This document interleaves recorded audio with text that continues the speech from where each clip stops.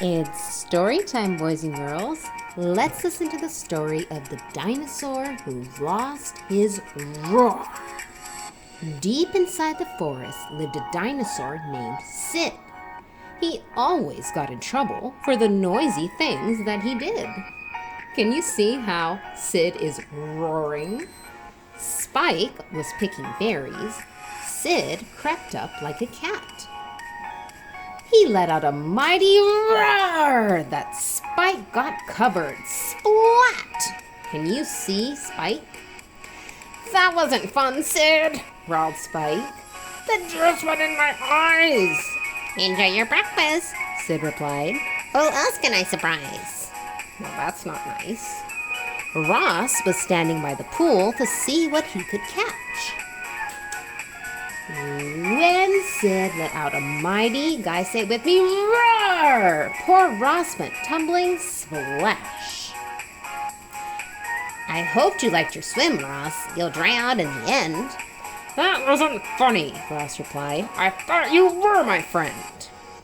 That's not very nice of him either. He's all wet and drippy, and his friend is not helping him at all. Sid saw Ellie hunting eggs. He sneaked behind her back. He let out such a mighty roar that the eggs went flying and crack. An excellent surprise, laughed Sid. You can't just beat my roar. Can you, boys and girls, beat that roar? But when he went to bed that night, his throat felt rough and sore. The next day, Sid saw Spike again and went to play his joke. But when he tried to give a roar, what came out was a croak. Ha ha, Sid, you've lost your roar. You can't scare me anymore. See, because he's been roaring for a long time. Ross was balanced on a rock. Sid went to scare him off. But when he tried to give a roar, what came out was a cough. Ha ha, Sid, you've lost your roar. You can't scare me anymore. Oh, no, you can't.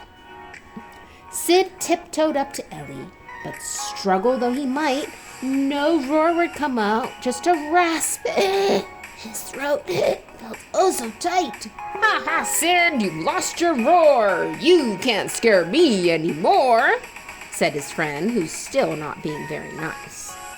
Sid spent a whole week getting well with honey and sweet tea. Oh, I wish I hadn't played those tricks. Now the joke's on me. Soon, Sid felt fit to see his friends. I'll show them I'm not mean. But when he reached the berry bush, Spike could not be seen, and Ross was missing from his pool. Sid sensed that things were not right. He spotted scary footprints, and they gave him quite a fright. Sid was getting worried. What would he come to next? Then came a shock beyond a rock. Wonder what it could be. A Tyrannosaurus Rex! Sid hoped he had his voice back, but how could he be sure? He took the most enormous breath and gave a mighty, boys and girls say it, roar! And that's the end of Sid. The T-Rex headed for the hills, and Sid pals were safe once more. 3 cheers for Sid the hero. You're the greatest dinosaur of them all. And what became of bad T-Rex? Well, he was seen no more. He just kept right on running, still scared by Sid's great roar. The end.